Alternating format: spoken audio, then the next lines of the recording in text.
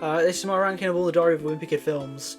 There's currently 8. I think there's going to be a 9th this year for Christmas. I think they're doing The Getaway, which is a weird jump to do, to go from like the first few books to like one of like number 12, whatever it is. As always, if my opinions upset you, then good.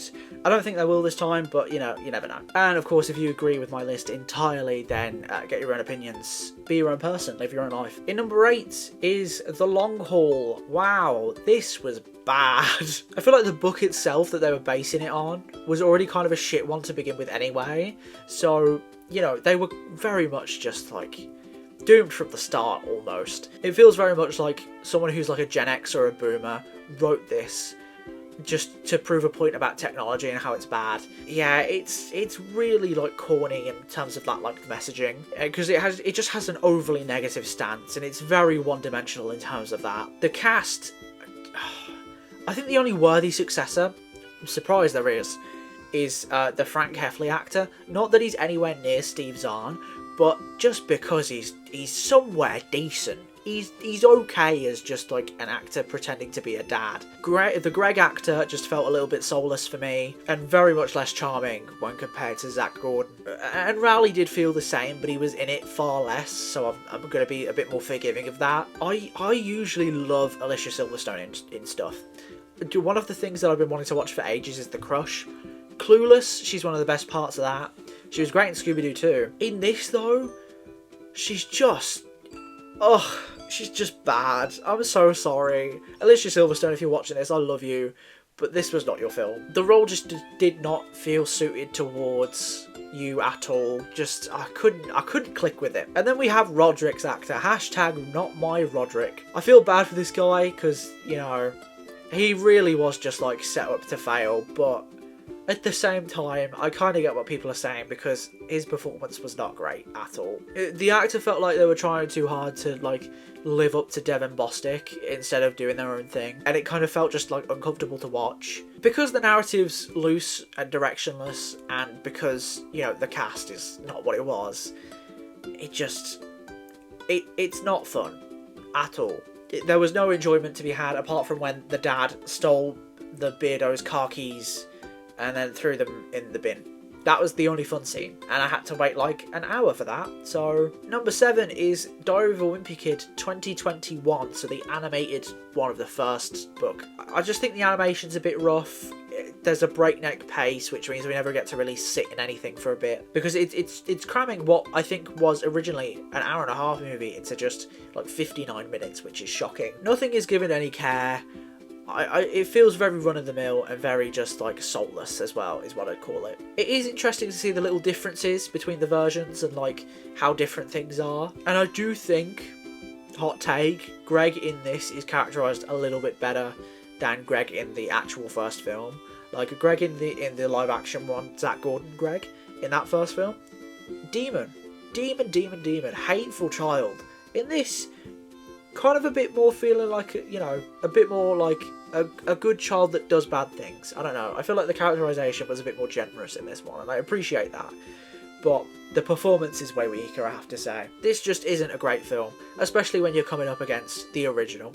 Just didn't work for me at all. Number 6 is Diary of a Wimpy Kid Roderick Rules 2022, so the animated one. I think it's crazy they got Ed Asner to be in this, and they've dedicated it to him. I mean, what a thing to be dedicated to. It seems to be like his last project before he passed, which is sad. I do think the quality is just about the same as the last film, but because I think the book is better and the source material is better with this one, it goes up a little bit.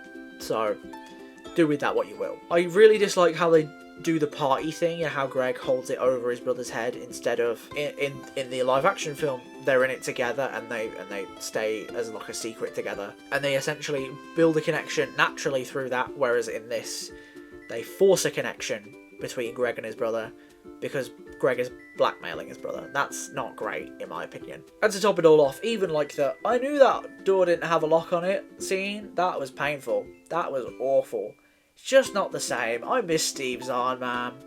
Like, I miss him so much. In number 5, I think it's number 5, isn't it? It's Diary of a Wimpy Kid Christmas Cabin Fever from 2023. I do think because it's not competing with a film that's already like been made. I do think this one finds its footing a bit more. It has its opportunity to be a bit more individual, and it doesn't feel like it's going out of its way to do things less good than the original. It's still void of like a lot of charm, engagement, or like whimsicality, which I think is very bad for a Christmas film, but it's still just a tiny bit better because I'm not having to constantly compare it in my head. In number 4, surprisingly, one of these animated fucking films is actually good.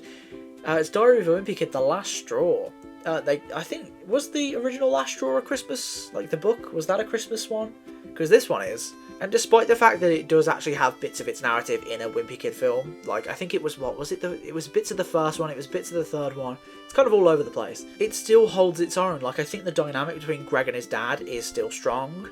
It's far less chaotic and interesting, but it's still strong. And the neighbours, the impressive, what they're called, I can't remember what they're called, but the cool neighbours that do everything better than the Heffleys. I think their characterisation in this film is better than the live action film. They didn't really have much of a personality or much stakes in what was happening in that film. The Patty Farrell stuff is a bit whatever.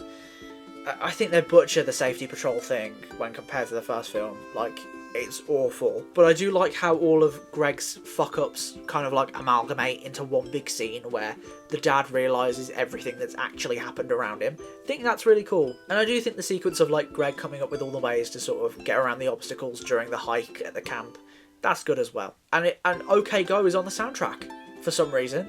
Not my favourite OK Go song, but it's OK Go, so I don't mind. So yeah, it's just this like weird hodgepodge of shit. Some stuff works, some stuff doesn't. It's ultimately decent for what it is. I enjoyed my time with it, which is not what happened with like the previous 4 entries. So yay for this one. In number 3, of course, we only have the live action films left, so I suppose that this was always going to be the way it was. Let's see how I rank the live action ones. In number 3, it's the first one, Diary of a Wimpy Kid. My problem, and I did mention it earlier with the other Diary of a Wimpy Kid, it's that Greg is just a bit too much of a bastard for my taste. He's a bit too sociopathic.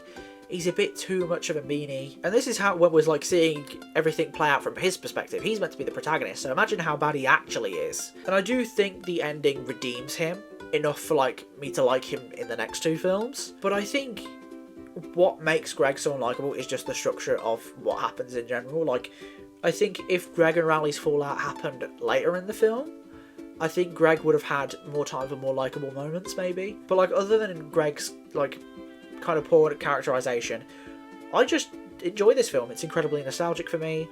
I think it hits all the right notes. I think it's perfectly funny. I don't know what that Chloe Grace Moretz girl is doing in this film, considering that she's just kind of there. It will never not be apparent to me that Chloe Grace Moretz's role was just added in so that we could have Chloe Grace Moretz in this film. But, you know, it's whatever. Number 2 is the third one, Diary of a Wimpy Kid: Dog Days. Is this a hot take that's saying that the third one is better than the first one? I don't know. I just think it's really funny that we get to see such a massive part of this film dedicated to the mental state and well-being of Steve Zahn's character. And I think that Steve Zahn's character is my favourite of any like Wimpy Kid universe, multiverse character. It gives his best performance moments, you know, like the I'm the laughingest laugher that ever laughed, like that's great. I think it continues the themes, the unresolved narratives and the dynamics from the second film that weren't like cleaned up properly very well. And I think with its like summer break theming, I think that adds a lot to it. And I do think ultimately it ends this on a high. This like trilogy of live action ones. I do just wish that they like continued with this cast for like one more film, maybe like a Last Straw type film or like an Ugly Truth type film. But I suppose that's the beauty of like Dog Days and just this trilogy in general. It's that it leaves you wanting more, and I think that is great. Like it takes a lot for a franchise to do that, in my opinion. But like this trilogy specifically, it nails it on the head. And then in number 1, of course, Diary of a Wimpy Kid: Roderick Rules. So many iconic moments. Did you tell him about the DORE, the vomit prank, all the lying that happens in the family and it sort of unravels the mum's job as like an agony aunt column. The B plot involving Chirag being invisible. Amazing. It just feels like the ultimate brother movie, to where even if you don't have a brother, and I don't, you can kind of universally gather what it's like to have one. There's just so many great performances as well. Devin Bostick and Steve Zahn, they are like the heart and soul of those films, in my opinion. As much as every other actor is great in this, those two are just like at the top of their game. Just everything is so impressive, everything is so good, and it's just such a delightful watch in my opinion. It's pretty much practically perfect in my opinion. But yeah, anyway, that was my ranking. If you didn't like it, good. If you agree with everything, get your own life and get your own opinions. I'm going to go watch these films again because I kind of want to now. Not the shit ones, the trilogy of good ones. Bye-bye.